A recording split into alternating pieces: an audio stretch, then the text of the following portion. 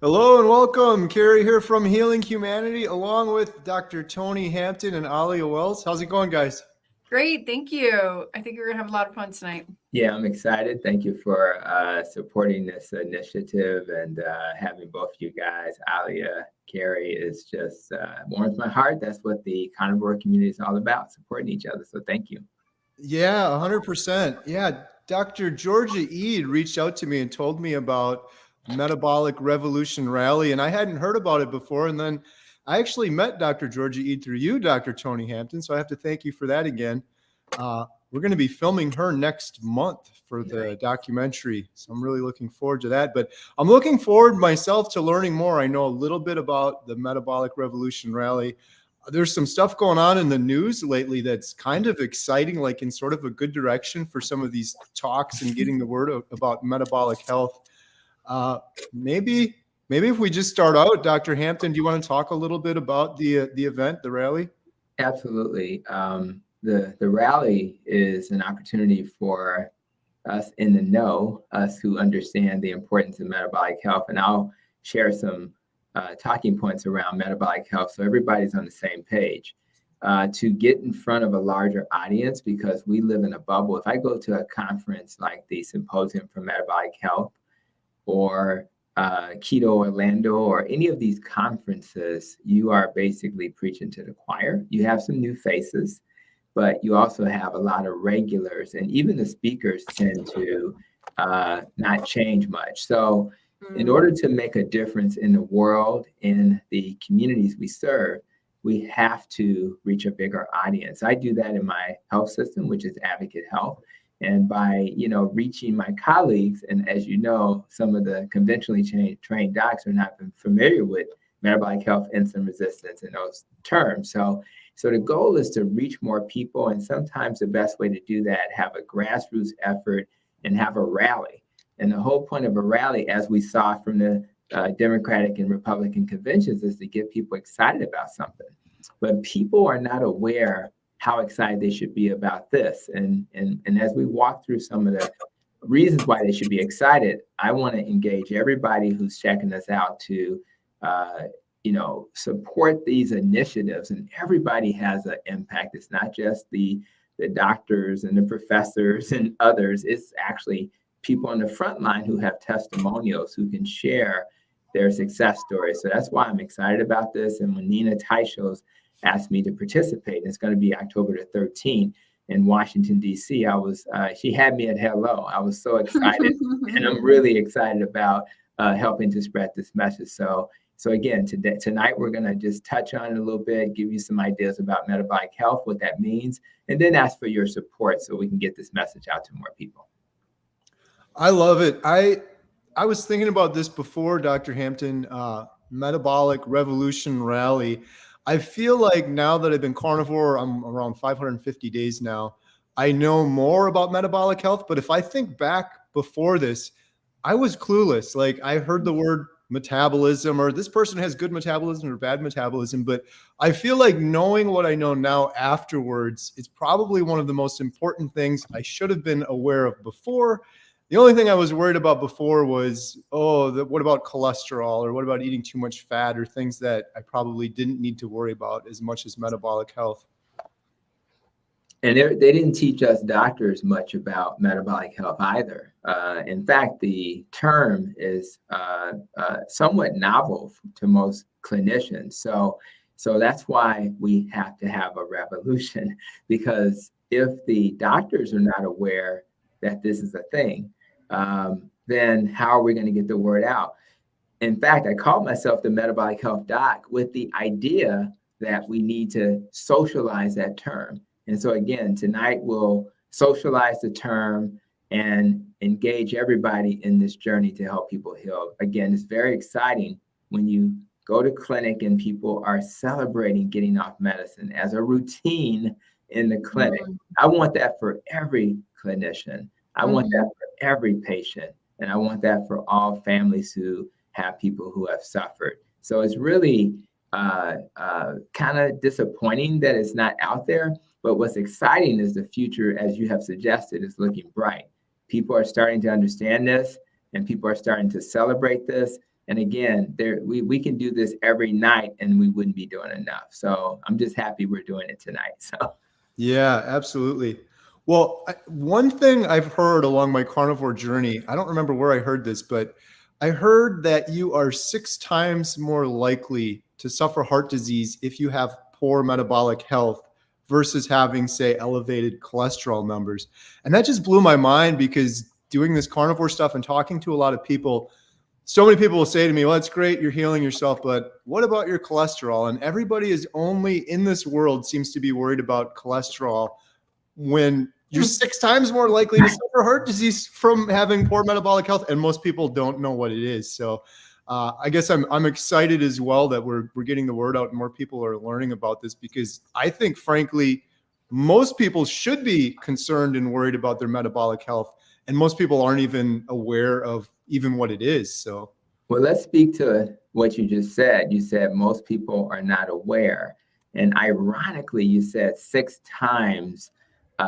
You know what I mean? You said 6, right? So this is the key. How do you become aware? Well, you measure a fasting insulin level as a start. Now, we're going to talk about the other measures of metabolic health, but everybody on this call, if you've not done it before, you ask your doctor or your advanced practice clinician to order a fasting insulin level. If they look at you like deers in the headlight and they say, you don't need that, then you say to them, I am a customer. So as a customer who's receiving a service, would you do it? If they still push back, then we have people like Dave Feltman, who has Own Your Own Labs and other organizations where you can simply get it yourself. Now, here's the 6th part that you mentioned. Your fasting, your cholesterol that's fasted or your LDL cholesterol, if that's your baseline, the fasting insulin level is 6.7 times more predictive of a future heart attack or poor metabolic disease. 6.7. Your blood pressure is twice as predictive as your cholesterol and your LDL. So do we care about LDL? Yeah, if we look at the particle sizes, and you can ask your doctor, can you check my LDL particle sizes? And if you have a lot of small particles, and that could be a problem. The large particles bounce off your arteries. The small particles get into the crevices of your arteries. So here's another test. We have a fasting insulin. We have a particle test that will be more predictive than a total cholesterol. And by the way, the total cholesterol includes the triglycerides, the HDL, the LDL, and something called the VLDL.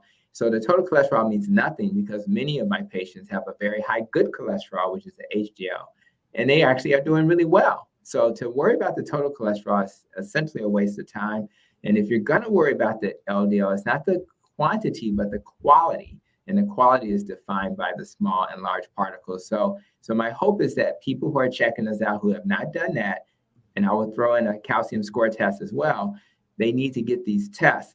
And if you're in a health system and or with a clinician who doesn't get it, then you find one who does, and or you encourage them to do it, and or you find another way to get it yourself.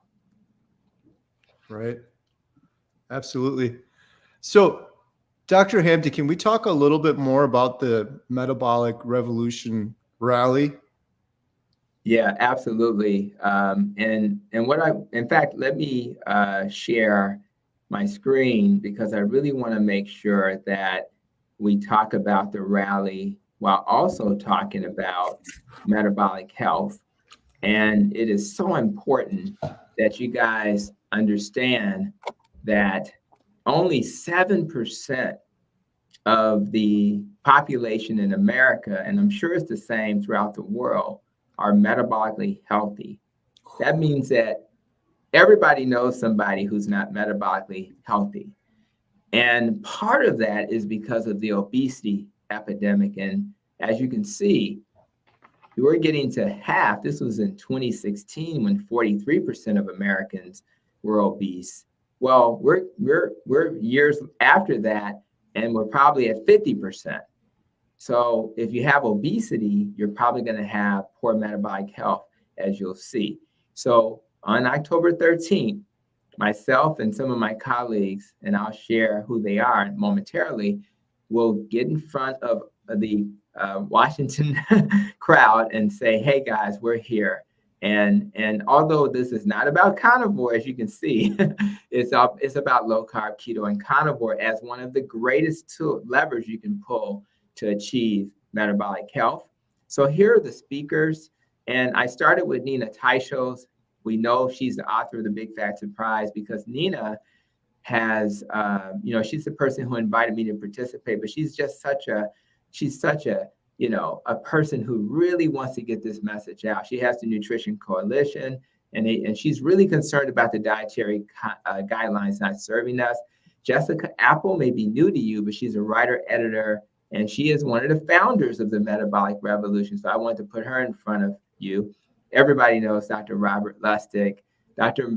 Mariana Glant is an endocrinologist who's also trained in metabolic health. We just spoke about Dr. Georgia Eid, who's helping people, put some of their mental illness into remission, maybe do much better with their dementia, et cetera. Dr. Eric Westman's been doing research in the low carb space since 2002. Myself, I'll be speaking. Vinny Tortorich has been in the low carb community for a long time, probably one of the pioneers. Dr. Troy Kalasian is like myself, a frontline physician. I think he's lost 150 pounds doing a keto diet. Dr. Matthew Bernstein, Dr. Christopher Palmer, Dr. Mark Cucuzzello. Elijah Effman is a patient who's going to do a testimony, and Dr. Morgan Picard. So those are the people who will be participating. Again, I just wanted to put that in front of you. And again, 7% are metabolically healthy. Most people don't even know what that is because they haven't had a fasting insulin. Their doctor doesn't take their borderline A1C seriously. And at the end of the day, and Nina Teicholz will shout this from the rooftops, those dietary guidelines are not serving us. They're not designed for the unhealthy. And I would argue they're not designed for the healthy. So we have to fight back, push back, and that's what this revolution is all about. Now, when it comes to metabolic health, you have these definitions. We have the clinical definition, that's the lane I live in. And in that clinical lane, we think about our belly size, we think about fasting, we think about our blood pressure, triglycerides, and our HDL cholesterol. And it's very important that you understand that if you're not metabolically healthy, then 80% of the medical problems that you are likely to worry about down the road, things like high blood pressure, diabetes, stroke, dementia, cancer, polycystic ovarian syndrome, fatty liver, all of these things are the same disease. Imagine pulling one lever, the lever of achieving metabolic health, and you don't have to really worry about those things. And if you do have to worry about them, you'll probably be 90 or older. And why not pull that lever now while you're young and have an opportunity to do so? So metabolic health refers to the overall state of our body's metabolic processes and how efficient it works. So if you're able to do the things that you want to do, then you're probably metabolically healthy. In other words, you're an older person who wants to get on your knees and play with your grandchild. You're probably metabolically healthy. If you can walk up a flight of stairs and not be short of breath, you're probably more metabolically healthy. So it's about being able to do the things that you want to do to survive and live and thrive. Metabolism is really about taking the food energy that you consume and being able to process that food effectively. The problem is when you think about the relationship between those two, if I consume too much of the food, then my body has to take some of that extra energy and convert it into things like glycogen in your liver and in your muscles for later energy use, or most importantly, and probably most of it, into fat.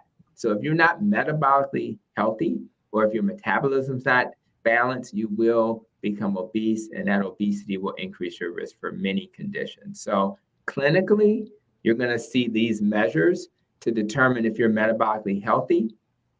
And most of you have seen these before. It's your belly size, less than 40 inches for men, less than 35 for women. Your blood sugar, when you're fasting, should be between 70 and 100, but less than 100. Your blood pressure should be in the 120/80 range or lower.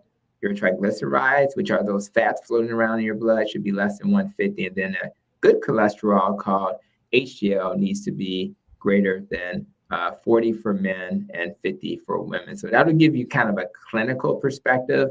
And metabolic syndrome is when you have 3 out of 5 of those things that are not in the right range, right? So it could be any of them, but those are the things you think about. And again, as I mentioned previously, it's going to increase your risk for these health conditions that we all worry about.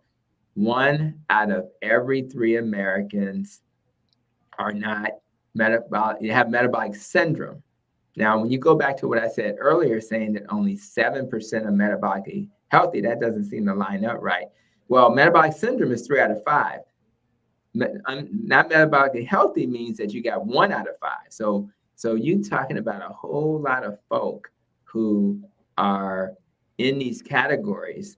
And if you just got one of them that's off, you're still considered not metabolically healthy. And only 7% of us meet that criteria.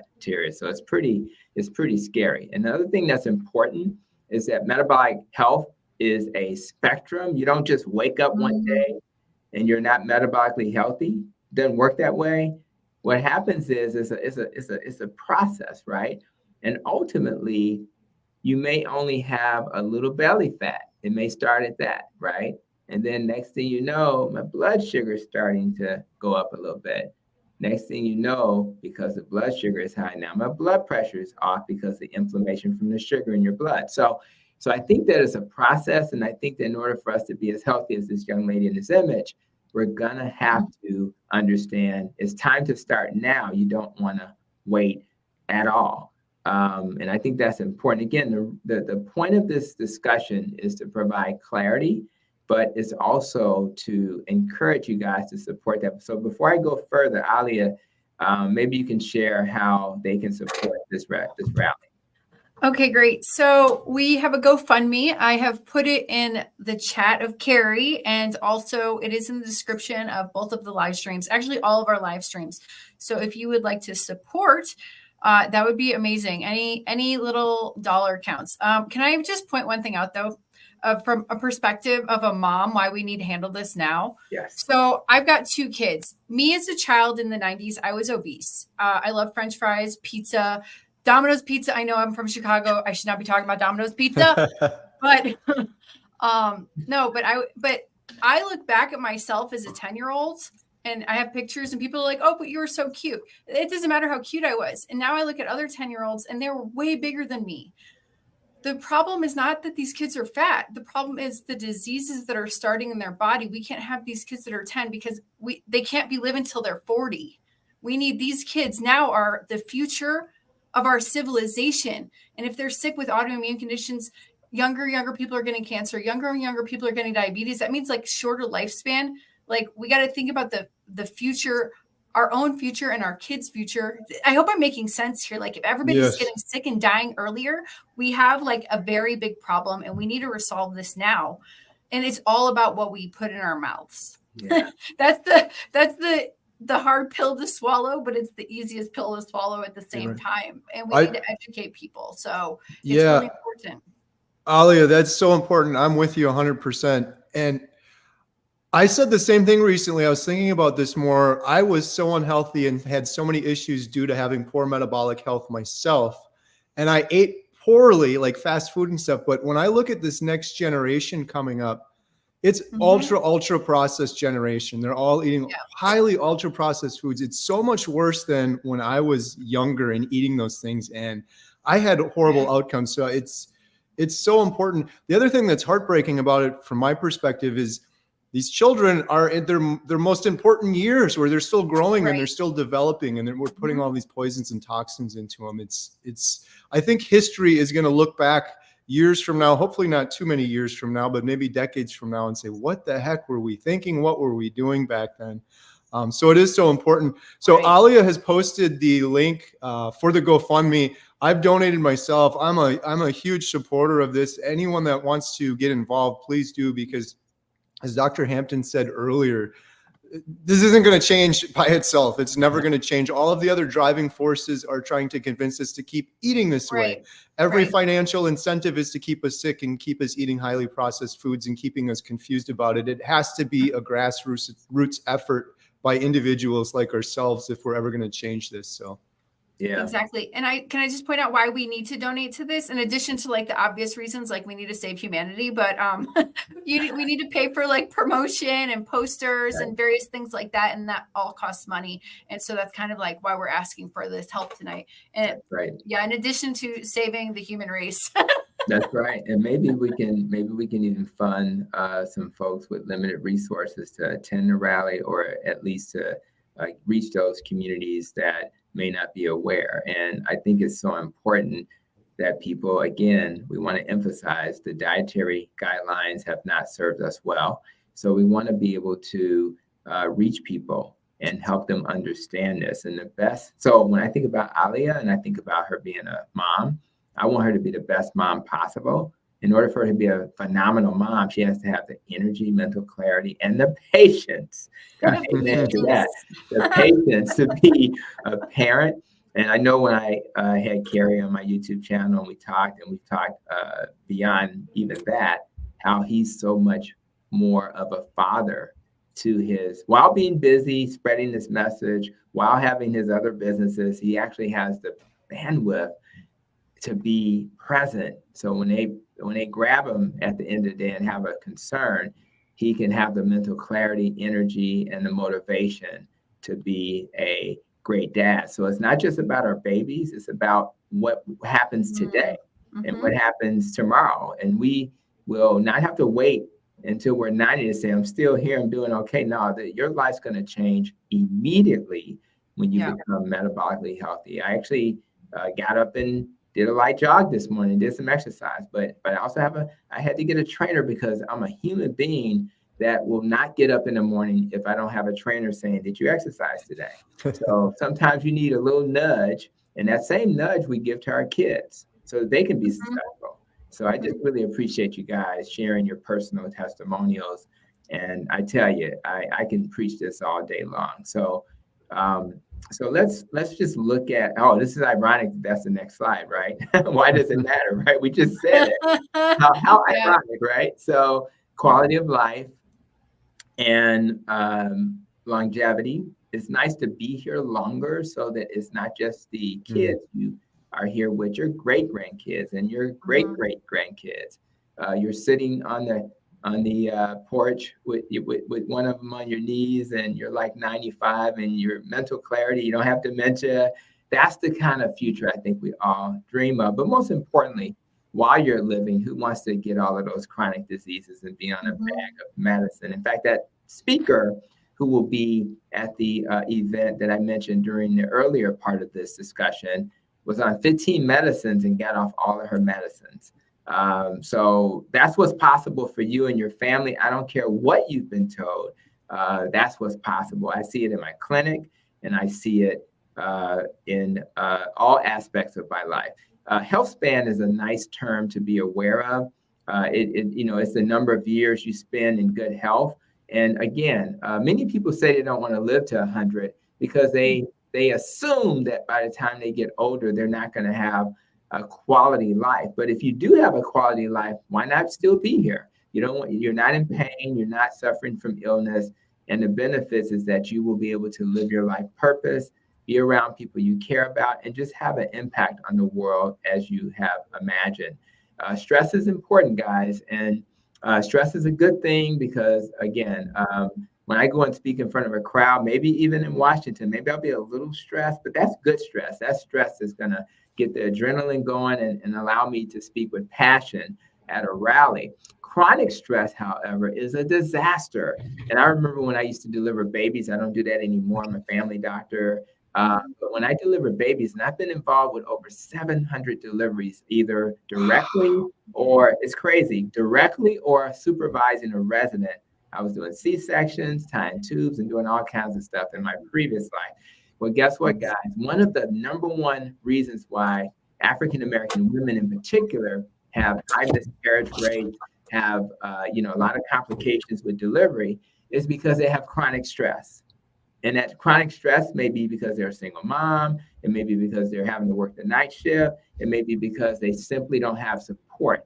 When they then put those people in front of people who can then support them, guess what? They then have similar outcomes as their white counterparts. Chronic stress will kill you. So part of our decision, part of what we do in the low carb community is not just talk about low carb, keto, and carnivore. We talk about other factors which help us manage through life. And it's really important that you understand that. So stress is critical to be metabolically healthy. And if you are metabolically healthy, then you're like a machine. You're like that RoboCop. Remember that movie back in the day? Oh yeah. But you can do some damage then. You can do some damage because you become adaptable. You can use glucose when you need to. You can use ketones when you need to. You're just a more efficient machine. Because I did some exercise earlier today, I just feel better, even though it's late in the evening. I feel great because my body is a metabolically healthy body. I'm able to recover. And again, the quality of my life is better. So if my wife asks me to do something, even after this live stream, I don't look at her funny because I have the energy to do it. You know, it could be something as simple. Think about it, guys. Everybody's experienced this.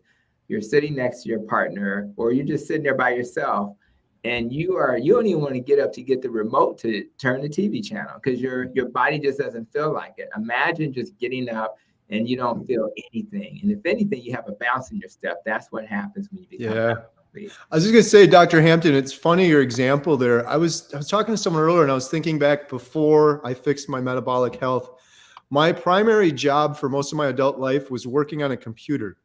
And I would come home after 8-9 hours doing this, typing, and I was so exhausted, I'd plunk down on the couch and pass out. Just now it's like pathetic when I think about it. I can go to midnight now. I could be chopping wood or running around doing exercise. I think that's a thing, you know, people don't know what they don't know.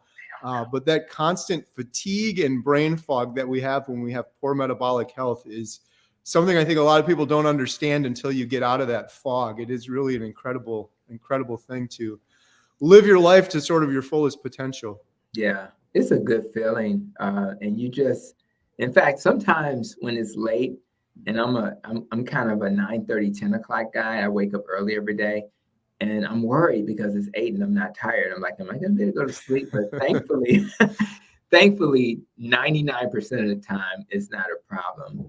So it's really a gift. And what I did, speaking to that, what you just said, because I've worked from home sometimes, but what I do at work, literally only about a month ago, maybe 2 months ago, I now have a what they call a cow. Now, we know we like to eat cows. Shout out to all the cows. But my cow is a computer on wheels. And so I use my cow to stand up 80-90% of the time when I'm seeing patients. And it's so weird because I thought that wouldn't be a good idea, but I feel better having done that. My back doesn't bother me as much. So guys, if that's one tip we can give you guys about feeling better as you're becoming metabolically healthy, try not to sit all day. If you have a job where you can get a desk or something where it stands up for a little bit, that's absolutely helpful. This is just a slide that shows that there is a correlation between your blood sugar, your insulin sensitivity, and things like that. And it says being metabolically unhealthy is often correlated with reduced insulin sensitivity or even insulin resistant, meaning the insulin's not going to work very well. And you need your insulin to help your glucose to get into your cells. So if the insulin's not working very well, you're going to be borderline diabetic, insulin resistant, and ultimately have diabetes. So we really want to understand that relationship. And we also want to understand that when it comes to, digestion, your body's going to take that glucose in, and then you're going to be able to take that energy to turn into fuel, but your pancreas has to release insulin to make that happen. And when that happens, you can actually, when things are balanced, you can take that energy and use it in the form of ATP as energy. But when things are off, imagine you get all of this great energy in your body and your insulin's not working well because you're insulin resistant. Now it's just going to float around and wreak havoc on your body. You hear terms like, how the glucose, when it's high in your body, it's like glue. It sticks to your cells, causes all kinds of damage, not just in your blood vessels, guys, but in your nerves, which is why these conditions are so deadly, because it affects the nerves in your eyes. You're blind. It affects the nerves in your kidney. Number one cause of kidney failure is high sugars, is diabetes. You have amputations because it affects the nerves and arteries in your feet. That's peripheral artery disease. The nerves in your heart, and the arteries in your heart. Now you got a heart attack.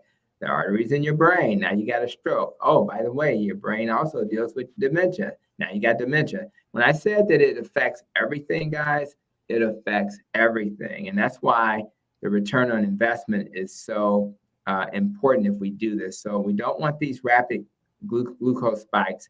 And that's one thing about being carnivore, and I'll just mention that. When you're carnivore, you're using protein and fat as your fuel. You're not using carbs. So you don't have to worry about these spikes.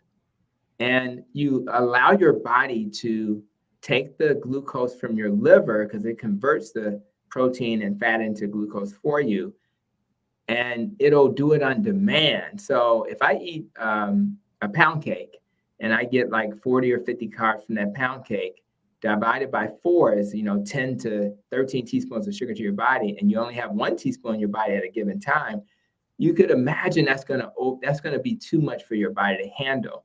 And that's in anybody, but imagine if you're insulin resistant, or imagine if you have diabetes. It's an absolute disaster. And again, the long-term consequences of all those health conditions I mentioned, and so many people do not have the capacity to do that. So, and if you have insulin resistance like this gentleman in this slide, and your blood sugars are high, your risk for metabolic syndrome is high, you're just going to struggle. And you're going to be walking around, as Carrie used to be, lethargic and tired. And your appetite's going to be insane. You're going to be grazing like a cow, because you're going to be up and down sugars, up and down insulins, up and down appetite. Oh, by the way, Carrie used to talk about up and down mood, irritable, not able to be present for your family. So if this guy showed up at the end of the day after having a difficult day at work, what's the chances he'll be the best version of himself? What's the chances he'll be that great father that's going to take his kids to the football game or be the coach for the football team? He would dare sign up to be the coach, because he wouldn't have the energy to do that. What's the chances when he comes home late at night, he's going to want to participate in cleaning up the kitchen or helping to make the meal? What's the chances, since he's a man, that he'll be able to perform for his wife intimately, because things are not going to be working? And he could be like amen. You shouldn't laugh at that. I should laugh at that. That's hilarious, but true. True. We want those parts working. We want everything working, because this guy is probably like a 40-year-old, right? Why would I want a 40-year-old to be coming into my office talking about, Doc, I need that Viagra? And we can give him that Viagra, and it may work a little bit, but nothing's going to work like achieving metabolic health. Mm-hmm. And by the way, for a guy, that saturated fat and that cholesterol is what turns into testosterone. Yeah. So you actually will benefit him in ways he's not even thinking about. Of course, he's going to lose his belly. Of course, he's going to have mental clarity and all those other things. But his wife's going to say, I don't know what's going on, but I'm happy it's happening. So let's move on to the next slide. So how do you achieve this? I think most of you guys know. I have the NEST, right? Nutrition, exercise, less stress, more sleep, how you think, and recovering from trauma, protecting your NEST model, right? Well, here it is. Nutrition is critical. And anybody who follows any of us, and by the way, Alia, thank you for allowing me to come to your channel. We actually reviewed her carnivore labs. We're very happy with us. So if you haven't seen that video, go to Alia's channel, check that out later. It was a real nice video reviewing her labs, making us feel reassured that things are okay on that end. But a low-carb keto or carnivore diet avoids the processed foods, the sugars, the seed oils, the grains. And when you do that, you do not have spikes. So that's one way to achieve metabolic health. If you have more muscle in your body, you will be able to have a place to send that glucose if you have a little extra. So it's stored in the muscle, and the liver is glycogen, as I mentioned previously. But you won't have to store as much as fat if you have a little bit more muscle in your body. So when you have muscle mass, you actually make it more easy for you to not only utilize the glucose, but just give it a place to store other than converting it to fat. I prefer a little glycogen as opposed to fat. We talked about sleep. Listen, I don't drink a lot of coffee anymore because I had an irritable bowel that led me down this whole low carb pathway. But my body doesn't tolerate coffee as much. But guess what? I don't need coffee if I get enough sleep. Sometimes we have to get to the root cause. People come to me and they say, Doc, I don't understand why I have these bags under my eyes. Now I'll say, well, talk to me about your sleep. Oh, I only get about 4 hours of sleep. So do we really need a sleep pill or do we need to get more sleep? Sometimes we have to change our job situation if possible, so we're not doing night shift work. Or we change our job situation so we're not working 2 jobs. So Right. we have to really put energy into changing our lives so that it serves us. And of course, that creates stress, and too much stress, chronic stress, can then lead to too much glucose being made because you're going to get stimulated to make cortisol, and cortisol is going to tell your liver via gluconeogenesis to make more glucose. So these are some basic high-level things to think about, and they all make a difference. So if you're killing the low-carb keto or carnivore journey, you need to look at these other areas, as I did. I wasn't killing exercise, so I got me a trainer to have somebody to be accountable to. Here's the measures again. I want to quickly run through the measures again, because again, this is really important to understand metabolic health. So a little bit more detail, starting with the glucose levels. As you know, we need glucose as our fuel source, but we really want those glucose levels to be no higher than 70 to 100 when we're fasting. And you can really impact that with your diet, exercise, sleep, as I previously stated. You just want to be a nice, stable level. If you have diabetes, it's okay to go from 80 to like 120 and then in a narrow range, but you don't want that 80 to go up to 200 and 250. And then you're like on a roller coaster. Those spikes will harm you down the road. The best way to deal with this is reducing the macronutrient that causes the greatest spike. You already know what that is. It's carbs. Can you do this on a plant-based diet? The answer is yes. Dr. Rashani Sanghati, who was a previous guest, she's an Indian doctor, used to be in my health system. She's in India. Some people in India worship cows. So I'm not going to ask a person in India who worships a cow to eat a cow. That's not logical. But she's managed to put them on a vegetarian, low-carb diet, and they're achieving normal A1Cs. I'm not a big supplement guy, but my functional medicine training, when I got a master's in that, taught me that some supplements help. This is bridge therapy. So it's just like medicine, bridge therapy, cinnamon, chromium, berberine. There are others, but that's okay. But when you become metabolically healthy, you don't need supplements, trust me. And then, of course, exercise will, as I previously described, will help lower your sugar. So that's the first metabolic measure, your blood sugar. Triglycerides, that's the fat that you see floating around in your blood. And you want to get those levels under 150. More importantly, the triglyceride to HDL ratio, the HDL is a good cholesterol. You want that to be less than 2 if you divide it out, and ideally even 1. So if your triglycerides are 150, you want your HDL to be no more than 75, et cetera. So you want to keep that in mind. And what's really cool about a low carb, high fat diet, whether it's low carb, keto, or carnivore, is that it trains your body to burn fat as fuel, right? So you're going to lose belly fat. You're going to lose fat around your organs. But guess what? Triglycerides are fat. So it's going to burn triglycerides as energy. Instead of floating around in your blood, it's going to be used as fuel. And of all the things that I do to determine, if people come to me and say, Doc, I'm doing this diet, and I look at their triglycerides, if that number's not going down, then I know they're not doing the diet. It's almost unusual. Even if you have a hypertriglyceride state and your triglycerides are like 1,000 or something and you're unusual, that number's still going down. It may not get back to normal levels, but it will go down. And of course, alcohol will raise it, smoking, not being active, obviously high sugar diets and things like that. So when it comes to triglycerides, it's about low carb and exercise to improve that. And then alcohol needs to really be reduced. It's not that you can't have a Chardonnay at the end of the day. You have to listen to your body, and maybe you cut back. And in some cases, you don't drink alcohol heavily. Good news, if you're metabolically healthy, you'll probably tolerate a little glass of Chardonnay at the end of the day. That's number 2. Number 3 is the HDL. We call that the good cholesterol.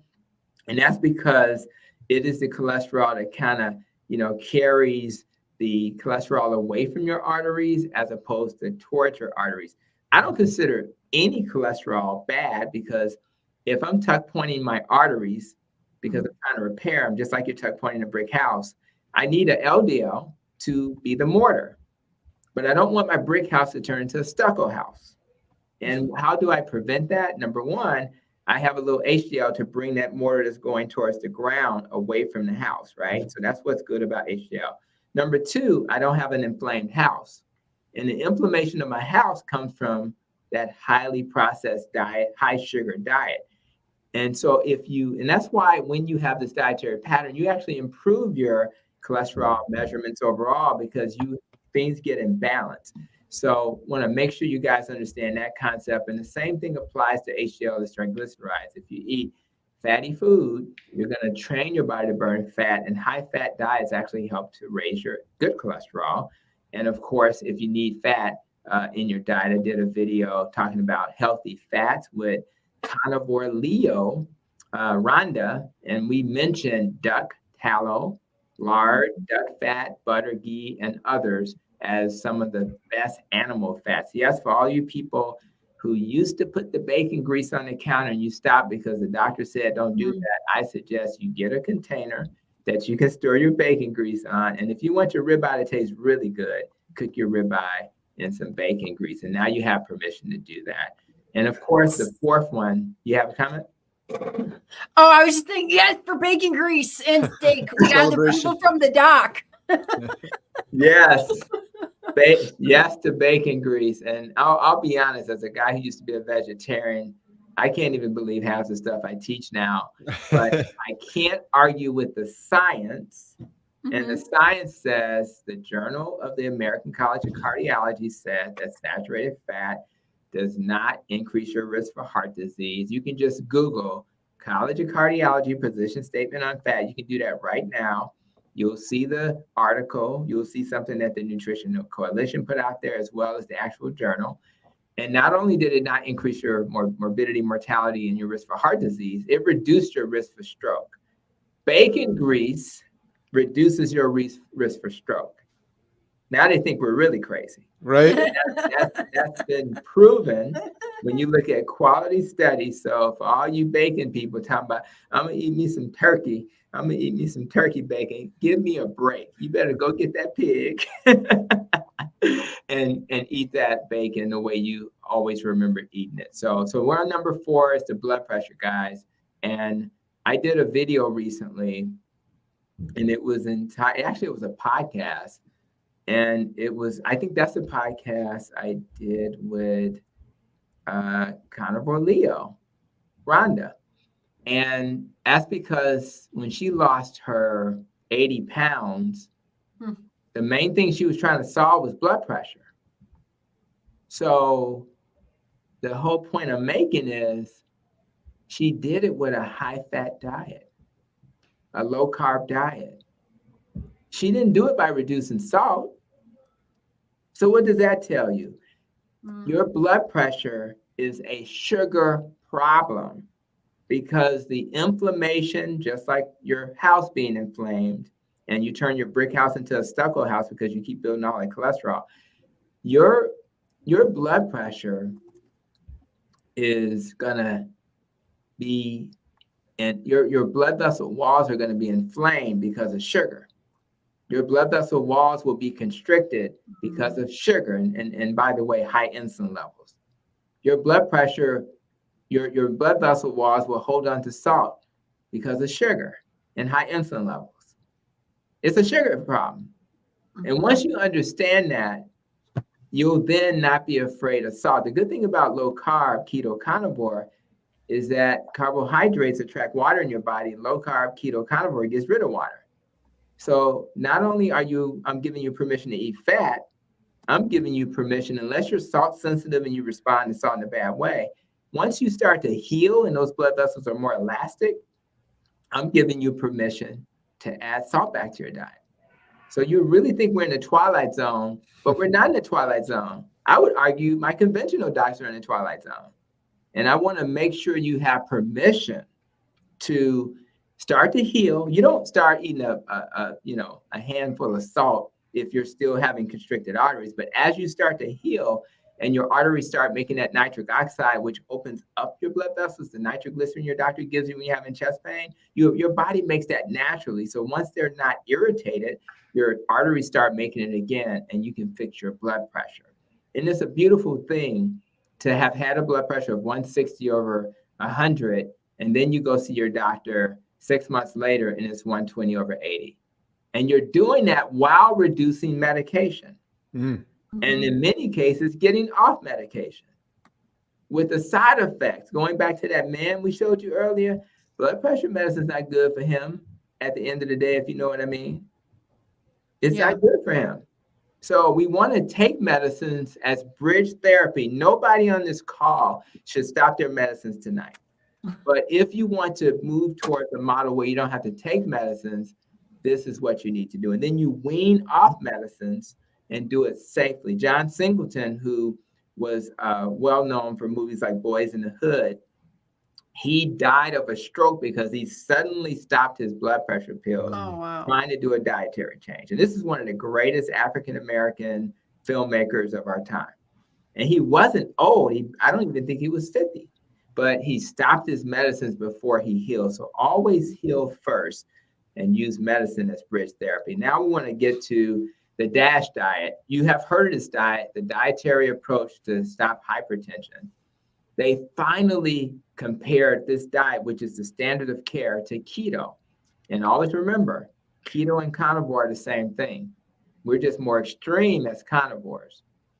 And I've already given you the answer to the quiz. It's a keto diet that wins. If you think about the DASH diet, they want you to consume 7 to 8 servings of grains. And if you want to Google this right now, just say DASH diet food pyramid. And when you look at the bottom of that food pyramid, it'll say 7 to 8 servings of grains. And you won't believe the examples they give you guys, Carrie and Alia. They give you examples of grains as bread. They want us to eat bread. I'm not joking. And the other example they give is cereal. I have never seen cereal growing in my backyard. It's processed garbage. And they want you to eat 8 servings of these things. The foundation of that diet pyramid has 10 servings of fruits and vegetables. Now we can even carnivores are okay with our keto brethren having non-starchy vegetables. So let's just say you cut that in half and say 5 are non-starchy. The other 5 they're saying should be fruit. And if you're not sure how much sugar is in your fruit, you take the carb number and you divide it by 4. And the average medium banana has 28 carbs. That's 7 teaspoons of sugar. It's too much sugar. A serving of grapes, a handful of grapes, 20 carbs or so, divided out 5 teaspoons of sugar. So although we say berries are okay, all those carbs in those fruit will turn into sugar. We consider fruit nature's candy.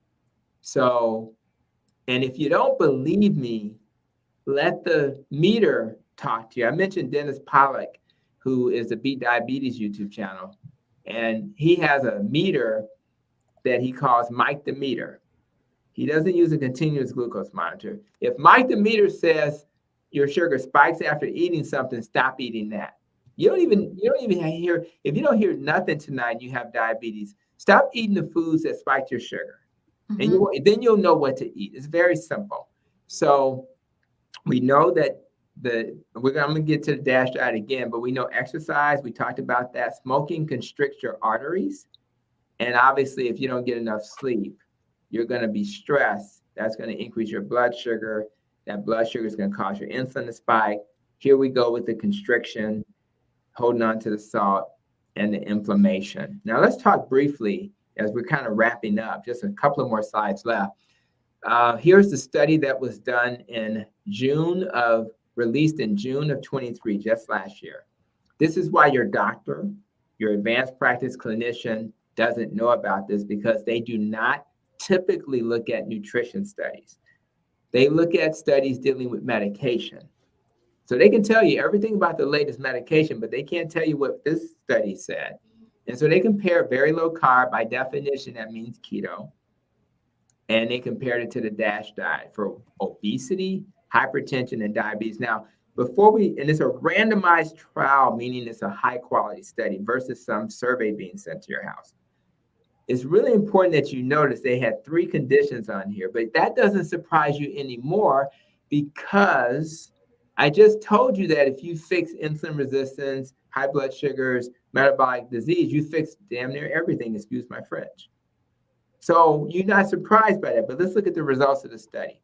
So for all the doctors who are handing out DASH diet handouts, let's maybe consider doing a keto handout, because as you can see, as it relates to blood pressure, the blood pressure was reduced twice as effective with the keto diet, very low carb. The diabetes, which is the most obvious thing, because what is diabetes? You can't deal with the excessive sugar or glucose, which came from the excessive carbs and grains. Mm-hmm. So it was 3 times more effective for fixing the diabetes. And the last issue is the weight. So many people are struggling with obesity. And it was twice as effective for weight reduction. So why are we still talking about it? Oh, we're still talking about it because there's still doctors that believe saturated fat is harmful. I just told you that's a lie. We're still talking about it because some doctors think keto and things like that are bad for cancer. Well, we have plenty of, in fact, not only is it not bad for cancer, we treat cancer with keto. So we have to wake up and stop this inability to look at nutrition studies that are going to serve our patients and us. So last one is the waist circumference. Nobody really wants belly fat. All of those young ladies in that image and that gentleman, they look like they're doing pretty good when it relates to belly fat. And this is a lifetime issue. Even the metabolic health doc has to keep working out and eating right to maintain my belly.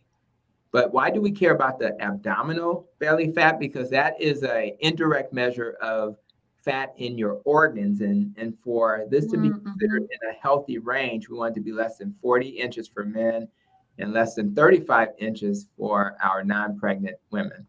And of course, our diet and our physical activity impact it. And then we want to figure out how to lower it. Well, again, exercise and being pretty consistent. But again, going back to what I said about triglycerides, a low-carb keto or carnivore diet will train your body to burn fat as fuel.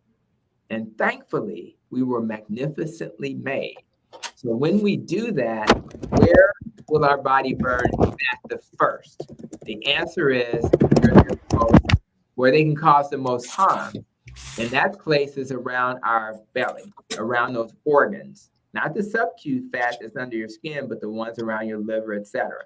So your body will burn that fat. So if you have a fatty liver, reducing the carbs is going to actually reverse that condition. And we don't want a fatty liver because it increases our risk for cirrhosis and liver cancer down the road. So this is the last slide. And not sure the crowd will be that big, but I pray it is. And when we go to Washington to celebrate the gift of achieving metabolic health, we're going to remind people that if you use food as medicine, we start moving our bodies, we get enough sleep, and we keep the stress in check, guys, we will do wondrous things. And so I want you guys to take this personal. Where do you have gaps? And start to fix those gaps. Before you say one word of a revolution to a family member, you start with what's in the mirror. You look in the mirror and say, am I happy with the person in the mirror? I now have heard some information that will help me heal. If you're spiritual, God has given you the message through us tonight. And what I want you to do is take that message and say, I don't want you to do everything tomorrow. You can start by saying, I'm going to start counting carbs. I'm going to get my carbs under maybe 30 or 50 a day. And if you're at 300 carbs, you don't have to be at 30 or 50 a day right away. You may need to go down to 200 for a week or two, and then you go to 100. You start your journey. Oh, you're not moving? Let's start taking a walk. And when you walk, hold your partner's hand, take a walk. If you're not with your partner, put your ear pods or whatever you got in your ears and just take a walk. let's start this journey together so we can heal the world. And I only ask that you support organizations that you believe in. Just like when you watch a YouTube channel, we all have YouTube channels, right? Support people that you believe in so that you can help spread that message. Because I'm a busy doctor. On Monday of this past week, I saw 31 people. Whew. Wow. Tuesday, I saw 34. I'm not joking. That's crazy. That's insane. Thank God to AI and things like that help me write my notes. I don't write my notes anymore. I just let the computer write it. Oh, that's amazing. It's just so there's a sacrifice, guys. But when I lay down at the end of the day, whenever that is, I will know that I'm living my life purpose. And that's what I want everybody to do. And whether you're, a lawyer or the person that's, giving me the order at the fast food, we all have a purpose. I always remember this guy on the Chicago L, which is our little local train commuter system. And every time I would get on that L when I was in college, he would sing the stops. He would literally have a rap for every stop. I literally prayed that I would get on the train that he was on. His purpose was to make sure we had a wonderful train ride experience. And it seems like nothing, right?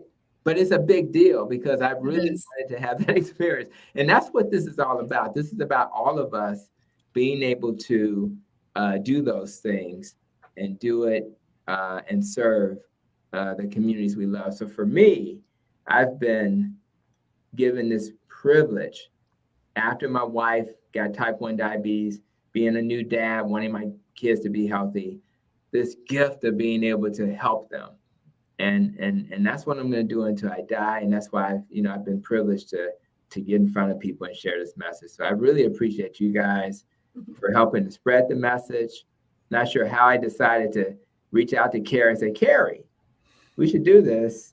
And then you said, I know somebody that can somebody volunteered themselves, Alia, and I really don't know why. Because you care. So that's what it is, guys. I just hope that provided some framework from which to understand what metabolic health is. And again, it's a gift. And I can't wait. I've never met Dr. Robert Lustig. So I'm going to be starstruck. Awesome. And I can't wait to get in front of him and some of the others. Most of I've met, but I can't wait to meet the ones I haven't. So it's going to be a good time. It's going to be awesome. I just want to put a plug in again for donating to this project so that they have the promotion they need, or maybe some, as you were saying earlier, some people that maybe can't afford it but should go can get there. We have like 270 people watching right now. If everybody just did like $10, we would get to $2,700, and that would be an amazing, powerful flow to this project. Were we going to answer some questions? Because we did have a couple. Yeah, sure. These are doctory questions. Oh, okay, Carrie, sorry. Yeah, I just want to say something quick too. If you can't afford to donate, the Metabolic Revolution Rally website is really good, and they have lots of banners and images. So share it and get the word out. That'll really help as well. Yeah. And I just want to shout out. I know I did this last time, but huge shout out to Alia Wells, Dr. Tony Hampton. Links to both of their YouTube channels are in the descriptions below. But I said this before: the world needs more Alia Wells, but the world also needs more Dr. Tony Hamptons for sure. It's incredible what you're doing and the amount of patients you're seeing, and then you're still dedicating your time and spending your time. I said this before, but fixing my metabolic health, for me, that was a carnivore diet, changed my life forever. And I wouldn't have done it. I truly believe I never would have done it if it wasn't for good doctors like Dr. Tony Hampton. I saw some individuals doing it on YouTube. I'm like, these guys are crazy. And then I saw some of these good doctors with actual science and common sense. And I only started after that. And I think that's the case for a lot of people. The other thing, I love what you said, Dr. Hampton, about look in the mirror. The name of our documentary is Healing Humanity.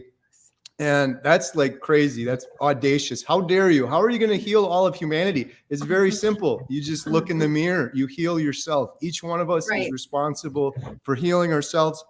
The ripple effect is amazing, but just heal yourself. So I love that advice as well.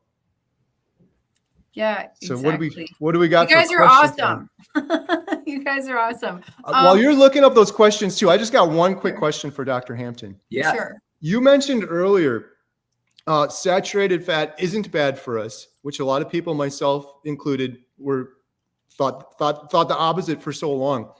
Is it possible that not only it's not bad for us, but maybe it's good for us, or we're deficient? The reason I ask is because I had congestive heart failure and I avoided it so much. Like, I can't have any of that. And it wasn't until I started eating a proper human diet and getting more fatty meat, I feel like, Dr. Hampton, my body was just screaming like, yes, this is what you needed. It, like, my sleep improved, my testosterone went up, like my immune system got stronger. Like, I don't get sick anymore.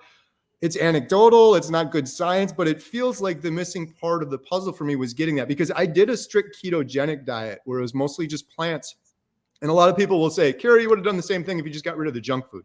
I did get rid of the junk food. I did that for about a year, strict ketogenic, salad for lunch, salad for dinner. But it wasn't until I added that meat that I really started to feel like a proper human. Yeah. You know what, man? It starts with just what I said earlier about your testosterone, right?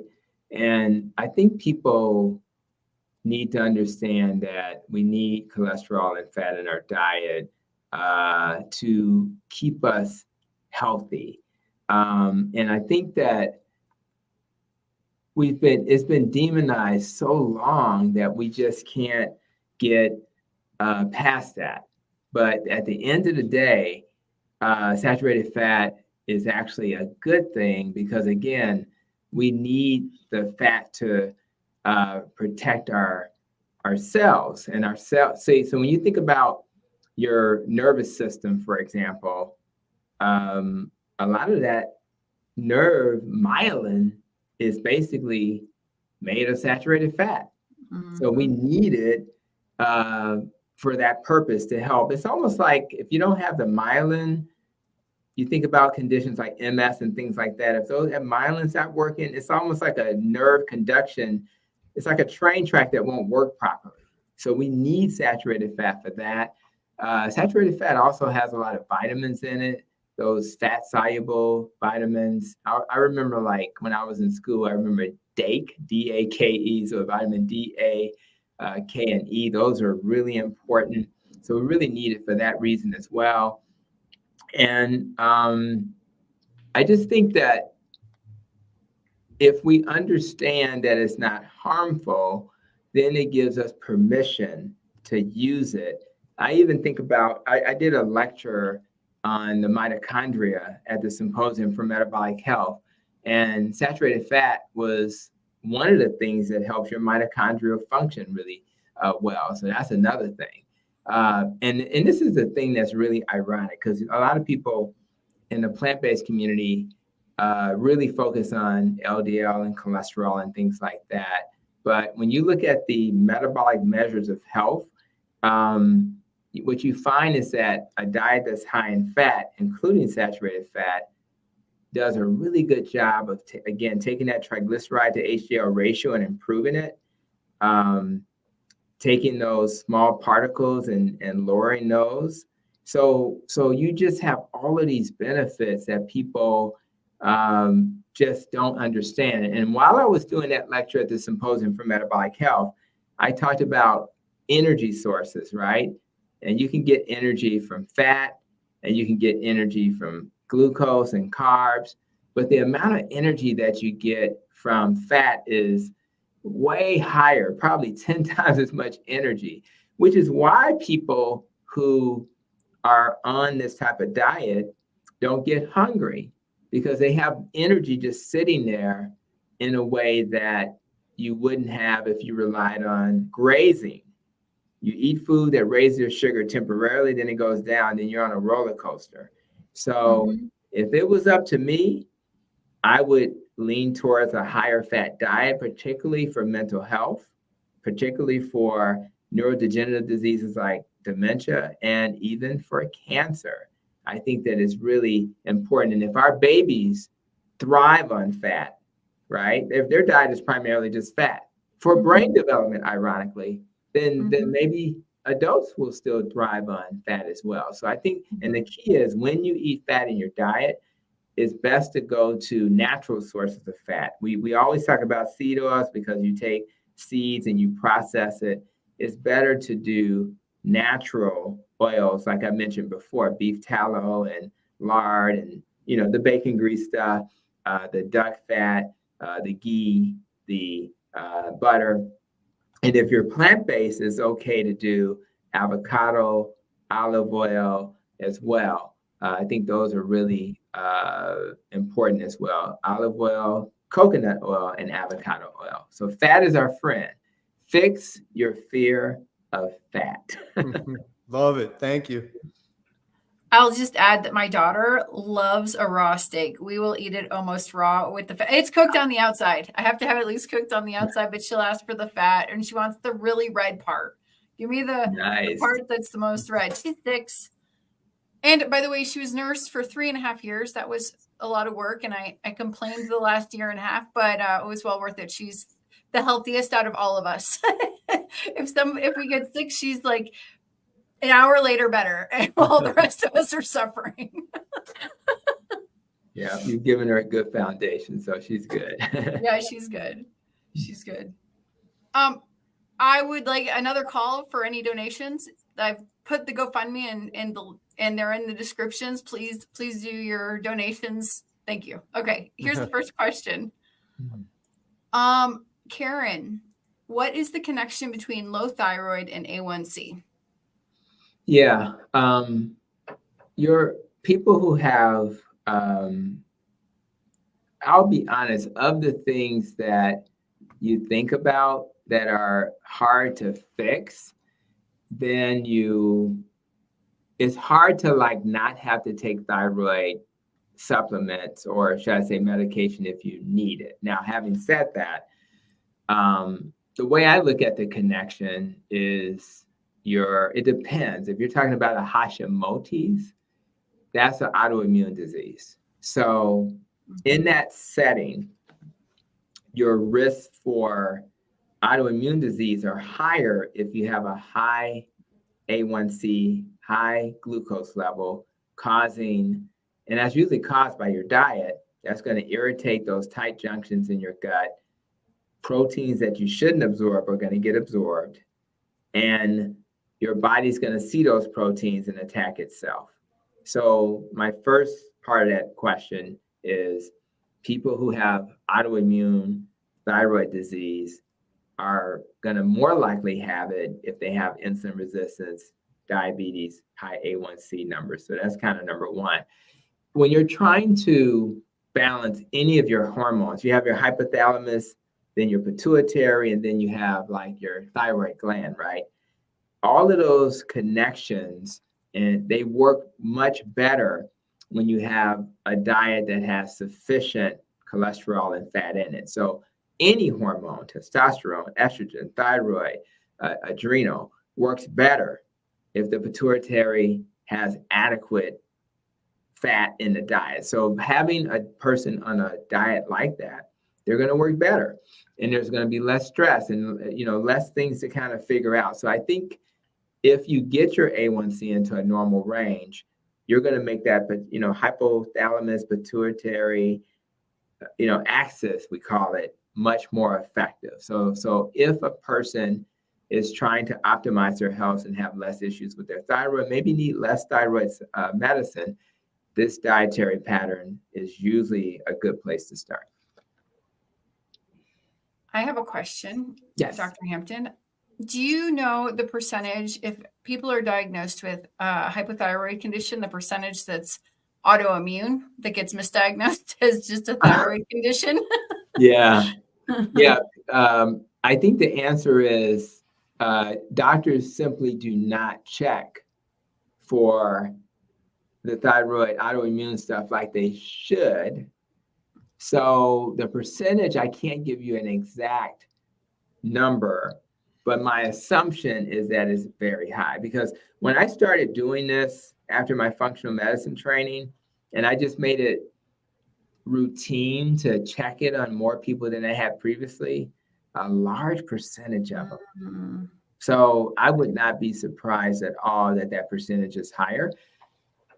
But the goal is we want to empower people to do something about their circumstance. So if you find yourself in a situation, what happens when you get that diagnosis? What you do is you say, let me optimize my metabolic health.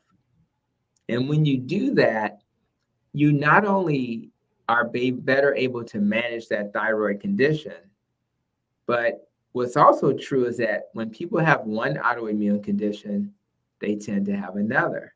Mm-hmm. It could be something, it could be, I mean, any autoimmune thing you can think of, lupus, they may have GI issues, maybe they have gluten intolerance or, Crohn's, we can go down the list. So because that's true, it's so important that we reduce our risk for autoimmune diseases by changing our diet. Because when you change your diet, you fix your gut so that your risk for leaky gut, as an example, go down, which means that if you are on your way to another autoimmune condition, you're probably less likely to get that autoimmune condition. But more importantly, you're less likely to feel the effects of that autoimmune condition. Because a lot of times you may have something, but it's just not manifesting because it's not further enough down the road. And so you can actually put stuff into remission simply by eating well. Hallelujah.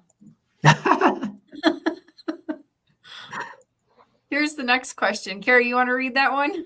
Who's Your Carnivore? Brett, awesome YouTube channel. Love Brett from Who's Your Carnivore. He said, I got blood work and my average blood sugar is 131, A1C 6.1, but fasting insulin 11.9, HDL 51, triglycerides 46, and LDL 131. I'm strict carnivore. Why is my blood sugar so high? Gluconeogenesis? ? Yeah, great question. I think that if you were to talk to people like Dr. Ben Bikman, who's done research in this area, he would say that we're not sure yet, but we're speculating is that if your A1C is a little higher, right? And I guess it's fairly accurate based on what your blood sugars are doing, then maybe, let me say this first. If you're not sure if your A1C is accurate, you can get a A1C on the albumin. So you can take the hemoglobin out of the picture altogether, and there's a way to get a albumin, glycosylated albumin test. So that's something you can ask your doctor for. But in your case, I think this is probably accurate. So what Dr. Ben Bikman would say is this.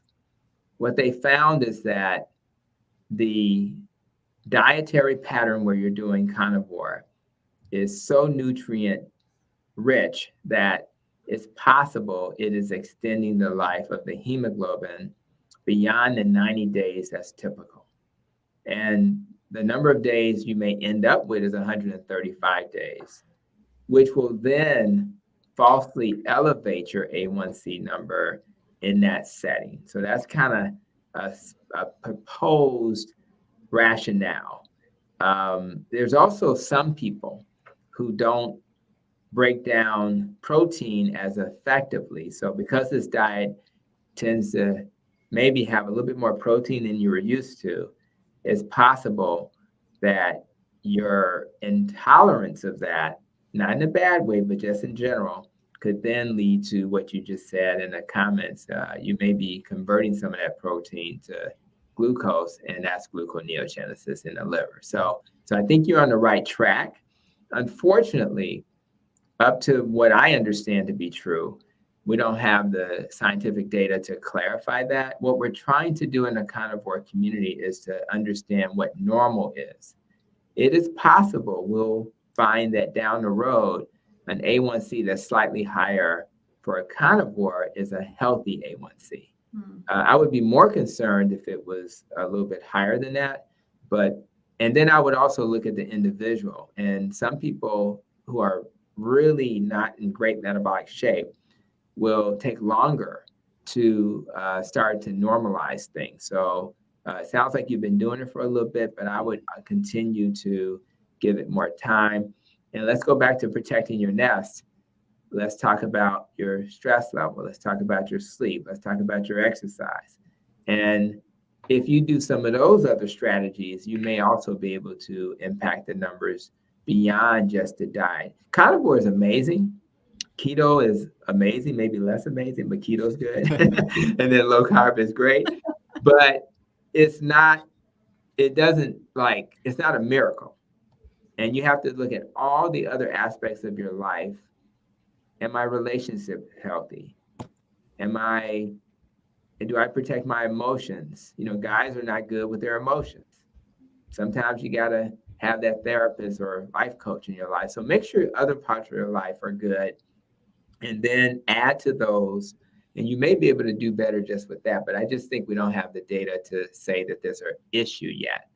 My assumption that if you measure other measures of metabolic health, like the triglyceride to HDL ratio, if you look at his triglycerides, 46 divided by 51, his ratio is less than 1. It's probably like a 0.9 or something. So, amen. So if that's true, maybe you get some particle sizes. Maybe you do the apolipoprotein beta A ratio. Maybe you do a C-peptide. Maybe you do, a homocysteine, a SED rate. Look at some inflammation markers to find out if everything else is okay. If everything else is okay, then you need not worry. If you find that you're finding gaps in those other areas, then you probably need to worry, because if it was a problem, it would manifest in other ways. Right. He added this extra comment. I'll pop it up for Carrie. Oh, yeah. I am a recovering type 2 diabetic, so I could still be a little insulin resistant, and that's what's causing my blood sugar to be a little high. Absolutely. Thank God he's recovering. And for the type 1s out there, like my wife, yes, you can achieve a normal A1C as a type 1.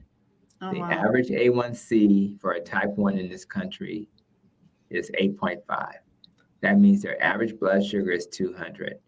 With a low-carb keto or carnivore diet, you can achieve an A1C of 5.6. If you don't believe me, just Google type 1 diabetes trial, and like Eric Westman or Dykman, and the 316 people in that trial had an average A1C of 5.6 for all type 1s, and they were consuming about 30, on average, 36 carbs per day.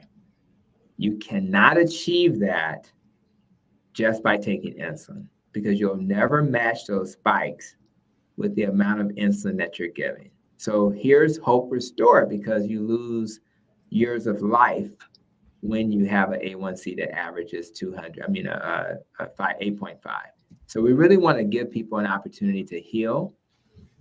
There's a guy by the name of Dr. Keith Runyon. He's a nephrologist who wrote a great book that's designed to help people with type 1. And there's also Dr. Eric Westman's Adapt a Life course with Dykman and his son, who are kind of giving people tips on how to do it. Type 1 Grit Diabetes Group on Facebook is also a great resource. And of course, Dr. Bernstein's book, Richard Bernstein, who is like 92 and not having any diabetes complications as a type 1. So there's a lot of hope out here, which is why the metabolic revolution is important, because it's helping to put in front of people things they hadn't heard before, because the average endocrinologist does not believe that you can get the A1C to normal. I promise you they don't, because they think you're going to have hypoglycemia, because their whole model is around medication, right? But whether you're type 1 or type 2, if you eat a 40 carb meal and you're trying to match that with the right amount of insulin, good luck. You're not going to do it. But if you eat a 4 carb meal, or in the carnivore's case, 0 carbs, you do have to consider the protein, but you do not have to worry about that spike and chasing it with insulin and either undershooting or overshooting. So you're either hypoglycemic or hyperglycemic. And that's what I love about this community, is that you can hear stories, go look at a study and say, if they can do it, why can't I? Exactly. And here is the next question while I'm still looking for more questions.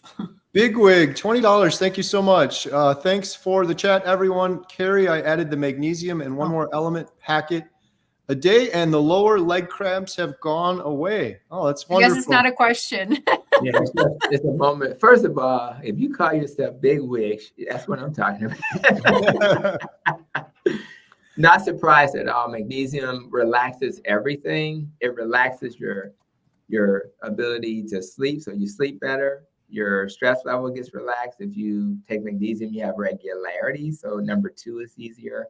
Relaxes your muscles. And again, if you're on a keto or carnivore diet, it's nice to, you may need to replace some of the electrolytes, which are going to leave your body because of the nature of this diet, because of the insulin level being low. And when your insulin levels are low, you tend to get rid of the electrolytes a little bit more aggressively. Good stuff. Here's one. Carol Newsom, is bacon considered protein or fat? Bacon is considered a gift from God. Next question. The answer is it's both. It's both. It's pretty high fat, but it's a little bit of both. So, and that's what it's all about, eating the essential amino acids, protein, essential fatty acids, fat. So keep eating your bacon.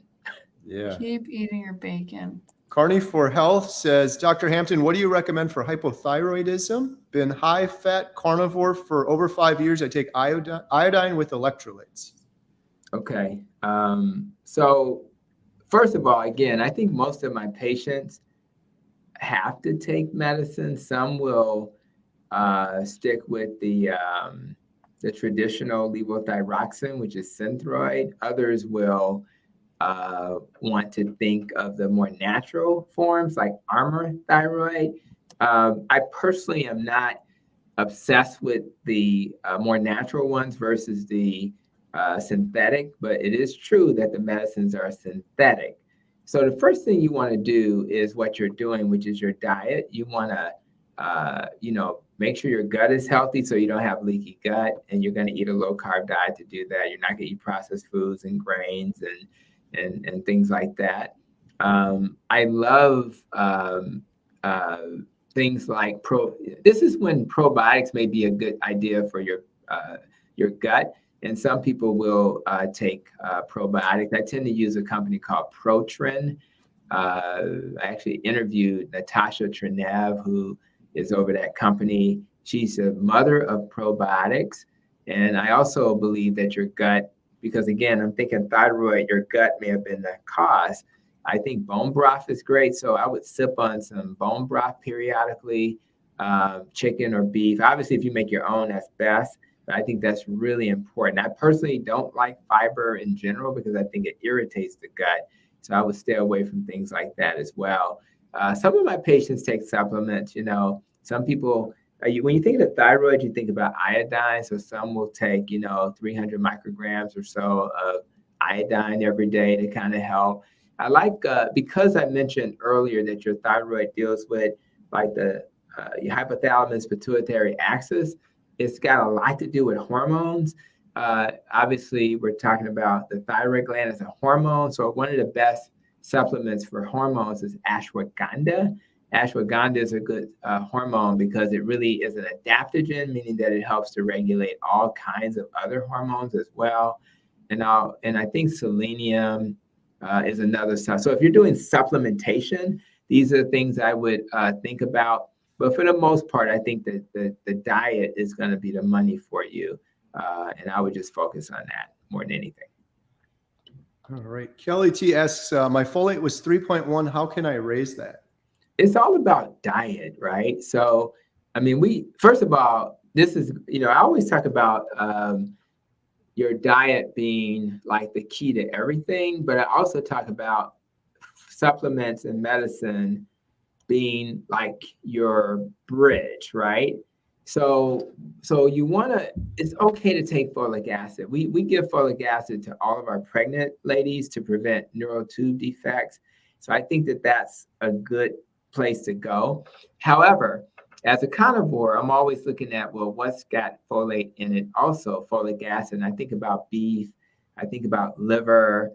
Yeah, some of the plants have folic acid in it, but you may not get the full absorption because of the anti-nutrients. So beef liver is probably going to be your best friend. And if you can't tolerate that, which many people don't, I get it, they have plenty of high quality beef liver supplements. If you're okay with eggs, I think eggs are another good source of folic acid. So I would actually do that as well. But I wouldn't be as impressed with the plants because they do have it in it. And if you did a Google search and look for sources of folic acid, you're probably going to see a lot of plants. I suggest you focus on the beef liver and the eggs as your primary source because you may not get the full benefit of the plants. All right. Spirit Junkie, I just did a $20 anonymous donation. Let's support everyone who's trying to get a healthy message out to heal others. Awesome. Thank you. I just want to add to that real quick. Just imagine $20, what that could do for the Metabolic Revolution Rally. Mm-hmm. So many people here are big fans of my good friend Bill Knott in Alaska. 700 pounds, stuck in his house for 5, going on 6 years. He's down 260 pounds. He's outside in the beauty of Alaska, and he is... Talk about fixing your metabolic health. He's fixing his metabolic health, and he's healing so quickly, inspiring a lot of people. But just think about what $20. How many other Bill Knotts are out there hopeless in the world right now? Too many. Too many. There's only one Bill Knott, but there's a lot of people, sadly, that are hopeless like Bill was. So yeah. Julie said, wow, such great info. Yeah. I put that there because I wanted to also acknowledge her because she did a donation as well. So I put that there because I couldn't find her comment about it, but there you go. Thank you, Julie. I'm going to pop up. I'm just getting the GoFundMe so we can look and see who else donated. But keep going. Amy asked if we're only answering donation questions. No, we're answering all the questions. So just put a Q next to it. Yeah. Oh, hers is down. I found. Oh, it's down there. Okay. Yeah, here it is. Oh, here's a good question. Sorry, I'll jump back to that one. Dr. Hampton, will the Metabolic Revolution Rally be live streamed for those of us who cannot make it to DC on the 13th of October? Right. As of right now, I don't think it will be. However, what I would do is refer back to the website because I know that once it's held, we'll make it available. But in terms of live streaming, they didn't make that part of the conversation. So, but I would check the website because if it is going to be live streamed, they're going to put that up close and in front of you. So that'll be wonderful. So, but at this point, I think the answer is I don't think so. All right. Metabolicrevolution.org is the website too, if anyone wants to check it out. Texas lovely lady, when does Healing Humanity come out? That is a question I get every single day. I appreciate it. We're aiming for the middle of next year. The premise of the documentary is to follow people like 1 year. Bill just hit 1 year. There's a couple other individuals that haven't quite hit a year yet. So that's why this is taking a little bit longer. But we've filmed 32 interviews so far, including the wonderful Dr. Hampton on the call right now, who, by the way, I can't wait to share his words and his story in our documentary. So we're aiming for the summer of next year. It'll be worth the wait. Exactly. Sorry, should we look at this really quick? Yeah, I can see it better on my laptop in front of me than here on the screen, actually. But let's see. Karen Westerman made a donation. Renee Shove made a donation. Anonymous for 20. Sue Hull made a donation. Dr. Nelson Vasquez for $50. Yay! Anonymous donation for $50. Yay! Everyone's donations get a yay. Yay! I just wanted to pop that up there, even though nobody can see it, but there you go. That's cool. It's cool how it's like real time. You can see those donations pop up. Yeah, it's awesome. It's kind of cool. I love that. Mm-hmm. Yeah. Speaking of Dr. Nelson, hello, Dr. Hampton, Ollie, and Carrie. I just donated at the link posted. Also, anything I can help with, I am game, even sweeping the floors. That's awesome. Aww. Wow. Hello. Shout out Dr. Nelson. He's incredible. Wow. We're going to eventually do something. Yeah. Dr. Nelson, did you hear Dr. Hampton? You got to go on his podcast. That'd be amazing. We do that. Let's make that happen. So Dr. Nelson, I believe, has been practicing for 40 years. I think Dr. Hampton, you're going on 30 years. Is that, yeah, who knew, right? Yeah, it'll be 30 years next year. It's been 29 years. It's insane. Yeah. Wow. I need to I get had my walking stick, man. right.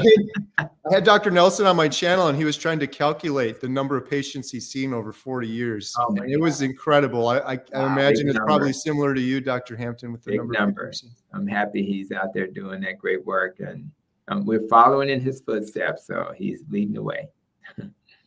And we got a question from Sherry, $5. Thank you for that. When trying to stay in medical ketosis for autism, is it better to do high fat lion or low sugar HIH? Is it? I don't know if that stands for something. I'm not sure, but I can still comment. When it comes to ketosis, the diet, I mentioned it earlier, there are certain things that benefit from being in ketosis. Number one, anything dealing with mental, and I would put autism in the mental space. You want to be in ketosis. We think about people like Amber O'Hearn, who's on Twitter, brilliant lady who has bipolar and is not taking any medicine, which is insane. I mean, and she has to stay in ketosis to stay in that lane.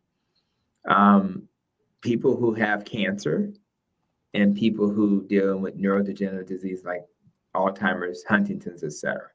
Having said that, the goal, when you think about when you're measuring your ketones, you don't want to use a breath test, you don't want to use a urine test, you want to use a blood test. We love Keto Mojo because they support the low carb community. It's a great company. So you want it to be, we typically think ketosis is in the 0.5 range. But for these mental health conditions, probably want to be in the 1.5 to 3 millimolar range. You also want to have a tight fasting glucose in the 70 to 90 range, as opposed to 70 to 100. And then you have this, glucose ketone index you can measure.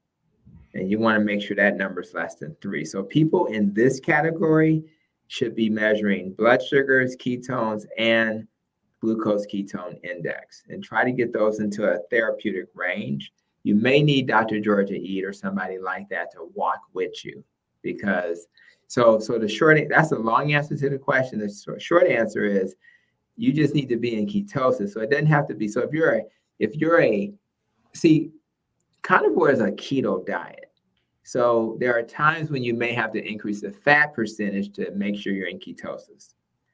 Other than that, I think you'll be in good shape. But use those tools to help you measure so that you can be where you need to be. One of my favorite shows is Love on the Spectrum. It's on Netflix. You ever seen that? I've seen it. I loved it. Love that show. My wife loves it. So I want all people on the planet, whether they have a mild autism or more severe, to find love and to have a normal life. And this is one of the most underutilized ways to do it, because most doctors who treat autism probably don't know what we're talking about. But it's going to make everything better. And it's going to level them off so that when they're having their date, just like on the show, they're more likely to be calm and be able to be present. And I just love that. So if you guys haven't checked out that, you'll get a kick out of that. I love that you recommended that show. I really like it as well. It's really cool. I'm going to start watching it right after this. You're gonna just feast on it. Yeah. So Ali, did I miss any other questions? Yes, yes, you did. Okay. That's okay. That's my job. Here you go. There we go. Amy Hosp, the liberty of it all. I'm doing carnivore and have less than 5 carbs a day and usually around 2 carbs at the most. Is that okay? 10 years out from RNY, 8.5 months carnivore, 49 pounds, still down 100. Cool. And I think the messaging, as much as we are shouting out carnivore from the rooftops, everybody doesn't have to be carnivore. However, you don't have to eat carbs ever to live and thrive and to be healthy. So never worry about whether or not you have to eat carbs. The question becomes, if you're able to add back plants, which plants should you add back? There's an app which is more for irritable bowels for people like myself with my history, but it's called Monash, Monash app. It's an app for irritable bowel. I bring it up because what's cool about it is that it'll tell you what's the chances that the dairy is going to bother you? What's the chances that, and what you can do is start to, if you decide to add back, you'll know how to do it in a way that'll more likely not affect you negatively. Having said that, you never have to add back. If you're thriving, the worst thing that'll happen to you is probably just making sure you have enough electrolytes. Most people in the carnivore community do not have to supplement much else. Now, I supplement with omega-3 because I do not eat enough seafood. So I may have a high quality omega-3. I use a company called Carlson's on Amazon. And other than that, it's electrolytes, it's the omega-3 and the vitamin D3 K2. I just don't think that I get enough vitamin D, so I'll do that. But for the most part, I don't have a bag of supplements. And I think that most people will do just fine with 0 carbs. So I wouldn't worry about the 5 carbs or the 2 carbs. I wouldn't worry about that at all. Here is the next one. I can answer this one. Yeah. Too much magnesium will give you the poops. I haven't had dinner yet, so easy. But maybe we need a doctor's perspective on Yeah, this. well, no, I think your perspective is spot on. Yeah, all the supplements that we consume in this particular case, Element will have magnesium, and yes, for some people, they can't tolerate it. Now, if you talk to Dr. Eric Westman, who will be at the Revolution as well, he focuses on salt because that's probably the most important electrolyte that you worry about.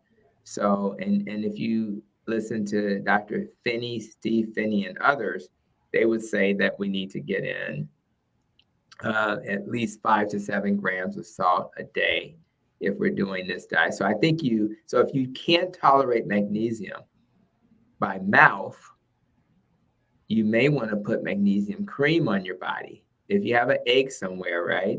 Just use that. And that may not, because it's not going through your belly, it'll still get absorbed and benefit you, but it may not give you the loose stools that you're worried about. Because Element, relative to taking a magnesium separate, shouldn't be too bad, but you're just probably really sensitive to it. And so I would go in that direction, make sure you get enough salt, and then see if you can do a cream or oil and see how you do. It's an experiment. Here's the next question, which is perfect for the last question. Hello. Hello. It's is there a good natural diuretic? I was taking a prescription one, but would rather do something natural. Yeah, well, I think you guys already know the answer to it. The best natural diuretic is what we're, I think in some ways our diet is the natural diuretic. I mean, if you think about it, if you are losing electrolytes, so let's go back to what I said earlier. Carbohydrates has the word hydrate. It attracts water in your body. It attracts salt in your body, magnesium, potassium, etc. Low carb, keto and carnivore gets rid of those things. So the diet is a natural diuretic.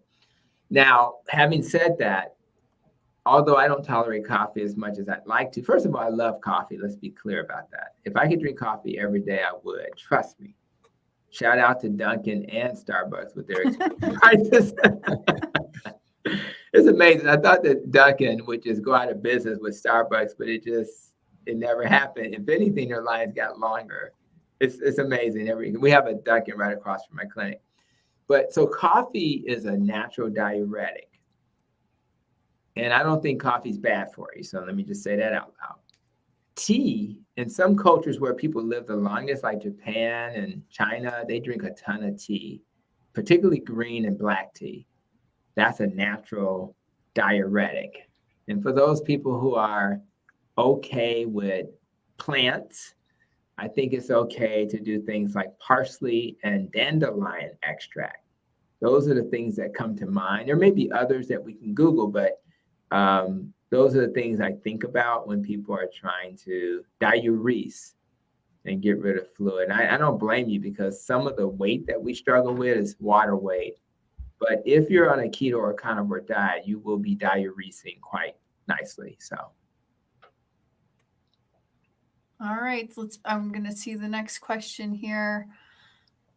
I asked what that meant. Repeat those measures, like the measurements. I asked if that meant for the measurements. Let me see. The labs, you mean, or the labs, or like the gut measurement for metabolic health? Yeah, please clarify, Julie. Yeah, maybe they're talking about the measurements for metabolic syndrome, maybe, and maybe we can just think about that part. But let me say both. Let me just do both, and I'll say the things that we measure for metabolic health, right? We start with the most common thing, which is A1C. If you have an A1C that's off, then you're going to have issues with that. Then we think about a C-peptide is a great measure of metabolic health. Triglyceride to HDL ratio is a good measure for metabolic health. Your apoprotein B to A ratio is a good measure of metabolic health. And I like inflammatory markers like homocysteine, set rate, C-reactive protein. Those are good measures of metabolic health, because you don't want to have inflammation in your body. When it comes to your blood pressure, going back to metabolic syndrome, you're looking at a blood pressure of 120/70 as a good place to be. We always think about 140/90, but you want to be a little bit lower than that. So that's the kind of like the blood pressure. You want your triglycerides to be less than 150. You want your good cholesterol to be greater than, it's the HDL cholesterol, I should say that out loud. And you want that to be, over 40 and 50, depending if you're a male or female. And then for the waist circumference, is 35 inches for women and 40 inches for men. And those are the basic things that you want to think about. And of course, your fasting glucose, you want that to be between 70 and 100. So those are things you want to be thinking about. And you don't want to have any of them off, ideally. So is there clarification there? Yeah, sorry, I didn't put the question. Was asking about the measures Dr. H listed for brain health, blood sugar, ketones, and glucose. What range to stay in? Okay, cool. So we're talking about if you want. Now, again, if you are not dealing with mental illness, neurodegenerative diseases, or cancer, you shouldn't worry as much about this, right? You just want to be on a low carb diet. As long as your blood sugars are better and you have diabetes, you're good. As long as your blood pressure is getting better, you're good. But if you want to be in ketosis, you want your blood sugar glucose number to be between 70 and 90. You want to be in ketosis, and you want to be at the minimum at 0.5 millimolars. But if you have mental illness, you want to be between 1.5 and 3 millimolars to be in ketosis. And then you do a glucose ketone index, and I think that number needs to be less than 3 or so. So those are the numbers that you want to keep in mind, and it'll ensure that you're okay. But it's really important that most people know that you don't have to be in ketosis. But if you have those conditions and you're treating cancer or something, you want to be in ketosis. I'll pop up the next question for Carrie. Here you go. So can nitric oxide be an indication of metabolic health? Yes. Your arteries naturally make nitric oxide in the arterial walls. And when you have insulin resistance, you're gonna, and that's so hyperinsulin. So it starts with carbs, excessive carbs. Then it goes to hyperinsulin state. Too much insulin, just like too much alcohol, will make you resistant. So if I drink alcohol every day, I'm good for the first week. The next week, I need 2 drinks. The third week, I need 3 drinks. I'm hanging with the guys from the old neighborhood all of a sudden. So, and the same is true for insulin. The more you're making, the more you're going to become resistant. So hyperinsulin states leads to insulin resistance. That then leads to the constriction and irritation of the arterial walls, which is where your nitric oxide is made. So if you're not making nitric oxide in your arterial walls, you will indirectly be stating that you have poor metabolic health. The moment you get rid of the root cause, which is excessive glucose floating around in your arteries, causing the glue effect, glycation, advanced glycation end products, and all of this oxidative stress occurs, leading to you not making nitric oxide. So the simple answer to the question is, the answer is a yes. All right, William Scott, $10. Thank you. 5/29/2024, A1C 7.6 as of 9/26, 5.8. No sugar, no starch, diet, no drugs. Yay! That sounds like Vinny Tortorich. No sugar, no grains. He'll be one of the speakers. Vinny Tortorich, one of the first podcasts I was a guest on. So he's a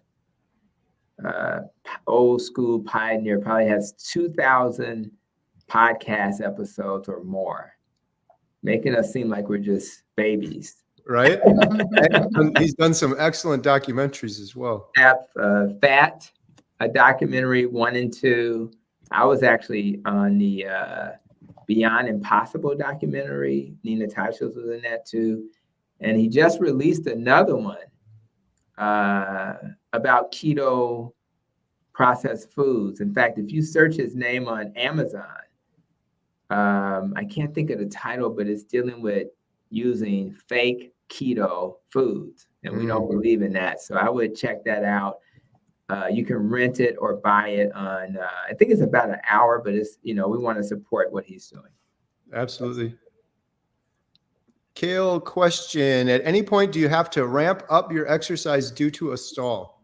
I know this gentleman. He's actually one of my patients. Shout out to Kenneth, who also was a guest on the podcast, and he was able to share. In fact, he's the one who I did a video about being Looney Tunes for carnivore, because he came to the office with a Looney Tunes t-shirt on. I couldn't believe it. But anyway, so the answer that's Kale. Yeah, now I am. Yeah, awesome. And he has a YouTube channel, by the way. So click on his that name you see and check out his channel. It's a new channel, and he does a lot of walk and talk. He's a carnivore. But at the end of the day, the answer is yes. When I did my obesity training, exercise was the diet, what you did to actually maintain your weight loss. So when you get a stall, it's also a great thing to do when you have a stall, to kind of rev up your metabolic, your machinery. So I encourage. Now he does a lot of walking when he does his videos, so he'll absolutely he's living what he's preaching here. But at the end of the day, yeah, you wanna use that as one of the many things to deal with stalls, and making sure you're sleeping okay, making sure you have sufficient fat in your diet, because again, this is a carnivore, is a keto diet. Making sure you're getting enough electrolytes, all of these types of things. Not using, as Vinny would say, fake keto products, because if you have a keto bread, which is 14 total carbs, 1 net carb, and you eat 10 pieces of that bread, that's 140 carbs, but it's only 10 net carbs. What logical person thinks that that's going to go well? It's not. So avoid keto products. Use them as indulgences when you want to indulge, but don't consider them health food. Just like we don't consider Impossible Burgers, Beyond Meat burgers, health food is processed food. Eat real food from the earth that's grazing the earth, flying above the earth, swimming on the earth. And if you're into plants, that's growing on the earth. But stay away from those processed foods because it'll cause a stall for many people. I tried meat only for many months. However, after a few months, I found myself with a stomach infection that flagell cleared. But even after the infection, I continued to get the runs with meat only. So we're getting some diarrhea problems on a carnivore diet. And I think it's important that the first thing is, are we eating too much fat? That's the first thing I would worry about. Are we getting the electrolytes that we need? So if you're not doing electrolytes, I think we need to revisit that. Are you hydrating sufficiently? And make sure that your meat I really think you should be on high fat meat, because I'm telling you, if you're eating lean meat, that's probably going to be a process. I've seen people do well by also drinking broths while they're, so instead of replace some of that, because the broth will kind of coat and heal your stomach a little bit and help things go a little better. I think if you give your belly a rest and do intermittent fasting, I think that'll help a little bit too. But a lot of people with diarrhea really have to be careful with the fat, and it may be too much for your body to handle because sometimes you just don't digest it well. The other thing I think about is your ability to deal with the digestive enzymes that you need to even digest the fat. So sometimes you need to have a bile supplement like Bile Ox to help your body do some digestion. And while you're going through that transition phase, you may eventually tolerate it better and not have to take a supplement. So everybody's different. And I would play around with that type of stuff. Some people need to be in a ketovore state, and they do better than a hardcore carnivore state. But I would give your body a chance to adapt before I would give up. All right. Dr. Hampton, are you good for another question or two? I just want to ask because they sometimes they just keep coming. And I know. Give it a couple of more, and then I'll get back to the. Maybe we'll do a little speed round here. Yeah. CL Sue, $10. My friend insists eating carnivore will cause colon cancer and will upset diverticulitis. Is any of that true? No, I don't think so. Again, we have to speak to keto because of the lack of carnivore studies, right? Diverticulitis is an inflammatory disease. Carnivore is an anti-inflammatory disease. I would argue fiber, which is what they recommend for these things, causes more irritation than the other way around. If you eat a steak, you're going to absorb almost all of it. You're not going to really give the food a chance to get trapped in those little diverticular pouches because you're going to completely use the entire steak. When you have all that other stuff floating around from plants, they can get trapped in the diverticula. When it comes to colon cancer, most of the studies that showed a correlation between red meat and colon cancer were observational. And when they look at randomized controlled trials, they show no real correlation between cancer and and red meat. So I think, but again, if you talk to the average doctor, they're going to keep saying the same thing because they didn't get the memo. So and the World Health Organization didn't get the memo. So it's really discouraging to know that these doctors and these organizations are still using old data. But if you look at new data, you shouldn't have to worry. All right. Lisa, my doctor just gave me the DASH diet. I'm just starting my metabolic health journey. What is the best way to do it? Well, we just did, during the earlier part of the presentation, we did compare DASH diet to keto. And if you search DASH versus keto or go back in the earlier part of the discussion with the slides, you'll find that the DASH diet was not as effective as keto, and carnivore is a keto diet. It was keto was twice as effective for weight loss and hypertension, and 3 times more effective for diabetes. There's nothing wrong with your doctor. It's just that your doctor probably didn't hear about that study. I would go online, find that study, print it, and just say, hey, I'm thinking about doing keto or carnivore, because I wouldn't say carnivore. They probably couldn't take that. Just say keto. Just go with the study, and then you do what you want to do. But at the end of the day, I would hand them that study, because it's nice to educate our doctors in a respectful manner and say, hey, I've been doing some research. Thank you for that advice about the DASH diet. And I just came across this study. What's your thoughts on this? Because it seems like this other diet may be more effective. All right. But Dr. Tony, aren't general trends of your labs important for health monitoring? It is. That's why when I start with patients, I have an obesity clinic. We always get baseline, and we want to see where they are so that they can see improvement. But more importantly, I use it to not only help keep the patient motivated, but also when they see the endocrinologist and the cardiologist and other people who are going to try to put them on medicine, it gives them tools to have an adult conversation. And if they decide to move in a direction contrary to another person's advice, they at least have the data to support that. So I do think that trends are important. I wouldn't go crazy once you kind of know where you are, particularly once you've achieved metabolic health. You can start spreading out those tests, but it's nice to just get a feel for the impact of this dietary pattern. All right. All right. Looks like we got just two more here. Please explain how Atkins differs from keto. Was personally asked that question, was unsure how to answer 5 weeks into carnivore.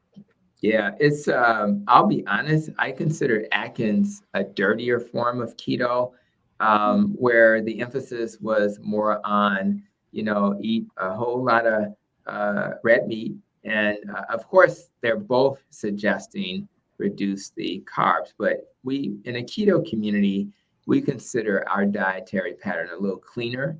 And that's when we start talking about seed oils and even the quality of the meat. Although I don't think the quality of meat is important for like diabetes and hypertension. It may be important for cancer, but I think it's just a higher quality.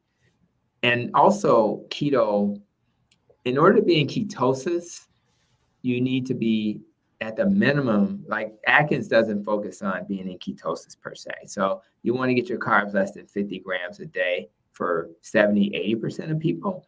And you need to be less than 20 or 30 a day if you want 100% chances of being in ketosis. So I think they both are low carb diets, but the keto diet is really focused on trying to get people into ketosis, because we do believe that for the conditions I mentioned earlier, dealing with the nervous system, mental health, and cancer, we think that being in ketosis has a therapeutic effect, where with Atkins, it's more about weight loss, diabetes, and just reducing the carbs.